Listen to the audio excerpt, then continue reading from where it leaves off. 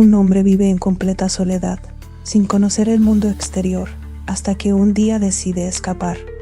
Pero lo que descubre es más aterrador que cualquier prisión. El extraño es un relato sobre identidad, aislamiento y la aterradora verdad que a veces nos negamos a ver. ¿Quiénes somos realmente? ¿Y qué sucede cuando la realidad nos revela un reflejo inesperado?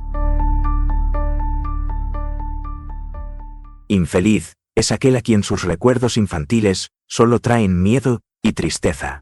Desgraciado aquel que vuelve la mirada hacia horas solitarias en vastos y lúgubres recintos de cortinados marrones y alucinantes hileras de antiguos volúmenes, o hacia pavorosas vigilias a la sombra de árboles descomunales y grotescos, cargados de enredaderas, que agitan silenciosamente en las alturas sus ramas retorcidas. Tal es lo que los dioses me destinaron.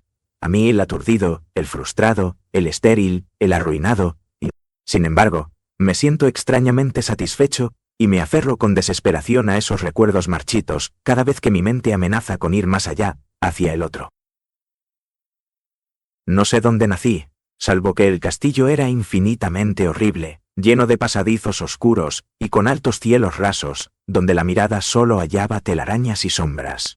Las piedras de los agrietados corredores estaban siempre odiosamente húmedas, y por doquier se percibía un olor maldito, como de pilas de cadáveres de generaciones muertas. Jamás había luz, por lo que solía encender velas y quedarme mirándolas fijamente en busca de alivio. Tampoco afuera brillaba el sol, ya que esas terribles arboledas se elevaban por encima de la torre más alta. Una sola, una torre negra, sobrepasaba el ramaje y salía al cielo abierto y desconocido, pero estaba casi en ruinas, y solo se podía ascender a ella por un escarpado muro poco menos que imposible de escalar.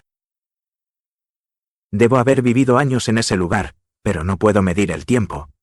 Seres vivos debieron haber atendido a mis necesidades. Sin embargo, no puedo rememorar a persona alguna excepto yo mismo, ni ninguna cosa viviente salvo ratas, murciélagos y arañas, silenciosos todos. Supongo que, quienquiera que me haya cuidado, debió haber sido asombrosamente viejo, puesto que mi primera representación mental de una persona viva fue la de algo semejante a mí, pero retorcido, marchito y deteriorado como el castillo. Para mí no tenían nada de grotescos los huesos y los esqueletos esparcidos por las criptas de piedra, cavadas en las profundidades de los cimientos. En mi fantasía asociaba estas cosas con los hechos cotidianos, y los hallaba más reales que las figuras en colores de seres vivos que veía en muchos libros mohosos. En esos libros aprendí todo lo que sé. Maestro alguno me urgió o me guió, y no recuerdo haber escuchado en todos esos años voces humanas. Ni siquiera la mía, ya que, si bien había leído acerca de la palabra hablada, nunca se me ocurrió hablar en voz alta. Mi aspecto era asimismo una cuestión ajena a mi mente, ya que no había espejos en el castillo, y me limitaba por instinto a verme como un semejante de las figuras juveniles que veía dibujadas o pintadas en los libros. Tenía conciencia de la juventud a causa de lo poco que recordaba. Afuera, tendido en el pútrido foso, bajo los árboles tenebrosos y mudos, solía pasarme horas enteras soñando lo que había leído en los libros. Añoraba verme entre gentes alegres, en el mundo soleado allende de la floresta interminable. Una vez traté de escapar del bosque, pero a medida que me alejaba del castillo, las sombras se hacían más densas, y el aire más impregnado de crecientes temores, de modo que eché a correr frenéticamente por el camino andado, no fuera a extraviarme en un laberinto de lúgubre silencio. Y así, a través de crepúsculos sin fin, soñaba y esperaba, aun cuando no supiera qué, hasta que en mi negra soledad, el deseo de luz se hizo tan frenético que ya no pude permanecer inactivo, y mis manos suplicantes se elevaron hacia esa única torre en ruinas que por encima de la arboleda se hundía en el cielo exterior ignoto. Y por fin resolví escalar la torre, aunque me cayera, ya que mejor era vislumbrar un instante el cielo y perecer, que vivir sin haber contemplado jamás el día. A la húmeda luz crepuscular, subí los vetustos peldaños de piedra hasta llegar al nivel donde se interrumpían, y de allí en adelante, trepando por pequeñas entrantes, donde apenas cabía un pie, seguí mi peligrosa ascensión. Horrendo y pavoroso era aquel cilindro rocoso, inerte y sin peldaños, negro, ruinoso y solitario, siniestro con su mudo aleteo de espantados murciélagos.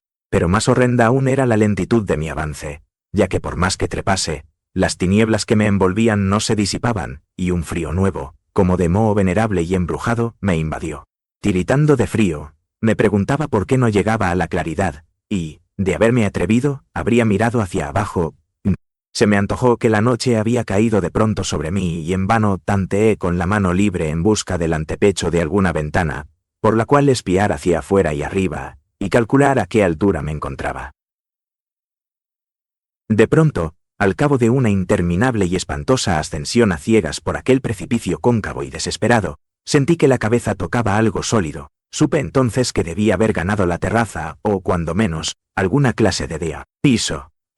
Alcé la mano libre y, en la oscuridad, palpé un obstáculo, descubriendo que era de piedra e inamovible. Luego vino un mortal rodeo a la torre, aferrándome de cualquier soporte que su viscosa pared pudiera ofrecer, hasta que finalmente mi mano, tanteando siempre, halló un punto donde la valla cedía, y reanudé la marcha hacia arriba, empujando la losa o puerta con la cabeza, ya que utilizaba ambas manos en mi cauteloso avance.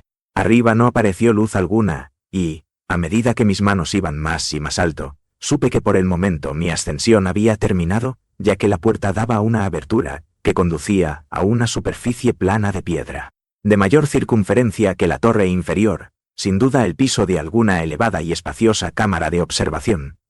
Me deslicé sigilosamente por el recinto, tratando que la pesada losa no volviera a su lugar, pero fracasé en mi intento. Mientras yacía exhausto sobre el piso de piedra, oí el alucinante eco de su caída, pero con todo tuve la esperanza de volver a levantarla cuando fuese necesario. ¡Pum! Creyéndome ya a una altura prodigiosa, muy por encima de las odiadas ramas del bosque, me incorporé fatigosamente y tanteé la pared en busca de alguna ventana que me permitiese mirar por vez primera el cielo, y esa luna, y esas estrellas sobre las que había leído. Pero ambas manos me decepcionaron, ya que todo cuanto hallé fueron amplias estanterías de mármol cubiertas de aborrecibles cajas oblongas de inquietante dimensión. Más reflexionaba y más me preguntaba qué extraños secretos podía albergar aquel alto recinto, construido a tan inmensa distancia del castillo subyacente. De pronto mis manos tropezaron inesperadamente con el marco de una puerta, del cual colgaba una plancha de piedra de superficie rugosa, a causa de las extrañas incisiones que la cubrían. La puerta estaba cerrada, pero haciendo un supremo esfuerzo, superé todos los obstáculos, y la abrí hacia adentro. Hecho esto, me invadió el éxtasis más puro jamás conocido. A través de una ornamentada verja de hierro, y en el extremo de una corta escalinata de piedra que ascendía desde la puerta recién descubierta, brillando plácidamente en todo su esplendor, estaba la luna llena, a la que nunca había visto antes, salvo en sueños y en vagas visiones que no me atrevía a llamar recuerdos. Seguro ahora de que había alcanzado la cima del castillo, subí rápidamente los pocos peldaños que me separaban de la verja, pero en eso una nube tapó la luna haciéndome tropezar, y en la oscuridad tuve que avanzar con mayor lentitud. Estaba todavía muy oscuro cuando llegué a la verja, que hallé abierta tras un cuidadoso examen, pero que no quise trasponer por temor a precipitarme desde la increíble altura que había alcanzado. Luego volvió a salir la luna. De todos los impactos imaginables, ninguno tan demoníaco como el de lo insondable y grotescamente inconcebible. Nada de lo soportado antes podía compararse al terror de lo que ahora estaba viendo, de las extraordinarias maravillas que el espectáculo implicaba. El panorama en sí era tan simple como asombroso, ya que consistía meramente en esto.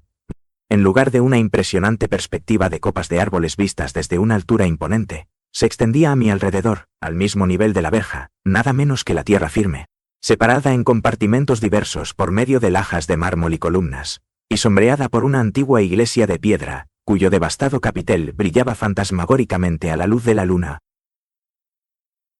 Medio inconsciente, abrí la verja y avancé bamboleándome por la senda de grava blanca que se extendía en dos direcciones. Por aturdida y caótica que estuviera mi mente, persistía en ella ese frenético anhelo de luz. Ni siquiera el pasmoso descubrimiento de momentos antes podía detenerme. No sabía, ni me importaba, si mi experiencia era locura, enajenación o magia, pero estaba resuelto a ir en pos de luminosidad y alegría a toda costa. No sabía quién o qué era yo, ni cuáles podían ser mi ámbito y mis circunstancias. Sin embargo, a medida que proseguía mi tambaleante marcha, se insinuaba en mí una especie de tímido recuerdo latente que hacía mi avance no del todo fortuito, sin rumbo fijo por campo abierto. Unas veces sin perder de vista el camino, otras abandonándolo para internarme, lleno de curiosidad, por praderas en las que solo alguna ruina ocasional revelaba la presencia, en tiempos remotos, de una senda olvidada. En un momento dado tuve que cruzar a nado un rápido río, cuyos restos de mampostería agrietada y mohosa hablaban de un puente mucho tiempo atrás desaparecido. Habían transcurrido más de 2 horas cuando llegué a lo que aparentemente era mi meta. Un venerable castillo cubierto de hiedras, enclavado en un gran parque de espesa arboleda, de alucinante familiaridad para mí, y sin embargo lleno de intrigantes novedades. Vi que el foso había sido rellenado, y que varias de las torres que yo bien conocía estaban demolidas, al mismo tiempo que se erguían nuevas alas que confundían al espectador. Pero lo que observé con el máximo interés y deleite fueron las ventanas abiertas, inundadas de esplendorosa claridad, y que enviaban al exterior ecos de la más alegre de las francachelas. Adelantándome hacia una de ellas, miré al interior, y vi un grupo de personas extrañamente vestidas, que departían entre sí con gran jarana. Como jamás había oído la voz humana, apenas si podía adivinar vagamente lo que decían. Algunas caras tenían expresiones que despertaban en mí remotísimos recuerdos, otras me eran absolutamente ajenas. Salté por la ventana y me introduje en la habitación, brillantemente iluminada, a la vez que mi mente saltaba del único instante de esperanza al más negro de los desalientos. La pesadilla no tardó en venir, ya que, no bien entré, se produjo una de las más aterradoras reacciones que hubiera podido concebir. No había terminado de cruzar el umbral cuando cundió entre todos los presentes un inesperado y súbito pavor, de horrible intensidad, que distorsionaba los rostros y arrancaba de todas las gargantas los chillidos más espantosos. El desbande fue general, y en medio del griterío y del pánico varios sufrieron desmayos, siendo arrastrados por los que huían enloquecidos. Muchos se taparon los ojos con las manos, y corrían a ciegas llevándose todo por delante, derribando los muebles y dándose contra las paredes en su desesperado intento de ganar alguna de las numerosas puertas. Solo y aturdido en el brillante recinto, escuchando los ecos cada vez más apagados de aquellos espeluznantes gritos, comencé a temblar pensando qué podía ser aquello que me acechaba sin que yo lo viera. A primera vista el lugar parecía vacío, pero cuando me dirigí a una de las alcobas creí detectar una presencia. Un amago de movimiento del otro lado del arco dorado que conducía a otra habitación, similar a la primera. A medida que me aproximaba a la arcada, comencé a percibir la presencia con más nitidez, y luego, con el primero y último sonido que jamás emití, un aullido horrendo que me repugnó casi tanto como su morbosa causa, contemplé en toda su horrible intensidad el inconcebible, indescriptible, inenarrable monstruo que, por obra de su mera aparición, había convertido una alegre reunión en una horda de delirantes fugitivos.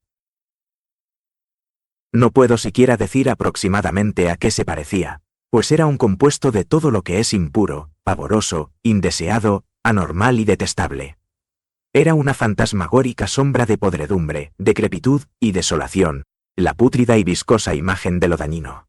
La atroz desnudez de algo que la tierra misericordiosa debería ocultar por siempre jamás. Dios sabe que no era de este mundo, o al menos había dejado de serlo, y sin embargo, con enorme horror de mi parte, pude ver en sus rasgos carcomidos, con huesos que se entreveían, una repulsiva y lejana reminiscencia de formas humanas, y en sus enmohecidas y destrozadas ropas, una indecible cualidad que me estremecía más aún. Estaba casi paralizado, pero no tanto como para no hacer un débil esfuerzo hacia la salvación, un tropezón hacia atrás que no pudo romper el hechizo en que me tenía apresado el monstruo sin voz y sin nombre. Mis ojos, embrujados por aquellos asqueantes ojos vítreos que los miraba fijamente, se negaban a cerrarse, si bien el terrible objeto, tras el primer impacto, se veía ahora más confuso. Traté de levantar la mano y disipar la visión, pero estaba tan anonadado que el brazo no respondió por entero a mi voluntad. Sin embargo, el intento fue suficiente como para alterar mi equilibrio, y, bamboleándome, di unos pasos hacia adelante para no caer. Al hacerlo adquirí de pronto la angustiosa noción de la proximidad de la cosa, cuya inmunda respiración tenía casi la impresión de oír. Poco menos que enloquecido, pude no obstante adelantar una mano para detener a la fétida imagen, que se acercaba más y más, cuando de pronto mis dedos tocaron la extremidad putrefacta que el monstruo extendía por debajo del arco dorado. No chillé, pero todos los satánicos vampiros que cabalgan en el viento de la noche lo hicieron por mí, a la vez que dejaron caer en mi mente una avalancha de anonadantes recuerdos. Supe en ese mismo instante todo lo ocurrido. Recordé hasta más allá del terrorífico castillo y sus árboles. Reconocí el edificio en el cual me hallaba. Reconocí, lo más terrible, la impía abominación que se erguía ante mí, mirándome de soslayo mientras apartaba de los suyos mis dedos manchados. Pero en el cosmos, existe el bálsamo además de la amargura, y ese bálsamo es el olvido. En el supremo horror de ese instante, olvidé lo que me había espantado, y el estallido del recuerdo se desvaneció en un caos de reiteradas imágenes. Como entre sueños, salí de aquel edificio fantasmal y execrado, y eché a correr rauda y silenciosamente a la luz de la luna. Cuando retorné al mausoleo de mármol y descendí los peldaños, encontré que no podía mover la trampa de piedra. Pero no lo lamenté, ya que había llegado a odiar el viejo castillo y sus árboles. Ahora cabalgo junto a los fantasmas, burlones y cordiales, al viento de la noche, y durante el día juego entre las catacumbas de Nefreká, en el recóndito y desconocido valle de Adod, a orillas del Nilo. Sé que la luz no es para mí, salvo la luz de la luna sobre las tumbas de roca de Neb, como tampoco es para mí la alegría, salvo las innominadas fiestas de Nitocris bajo la gran pirámide. Y sin embargo, en mi nueva y salvaje libertad, agradezco casi la amargura de la alienación. Pues aunque el olvido me ha dado la calma, no por eso ignoro que soy un extranjero, un extraño a este siglo y a todos los que aún son hombres. Esto es lo que supe desde que extendí mis dedos hacia esa cosa abominable surgida en aquel gran marco dorado, desde que extendí mis dedos y toqué la fría e inexorable superficie del pulido espejo.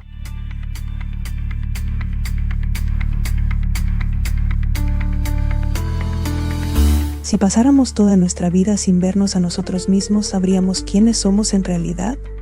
¿Es el protagonista una víctima?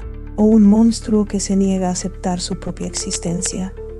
Y si la verdadera pesadilla no es el horror externo, sino descubrir que somos la criatura de la que siempre hemos huido.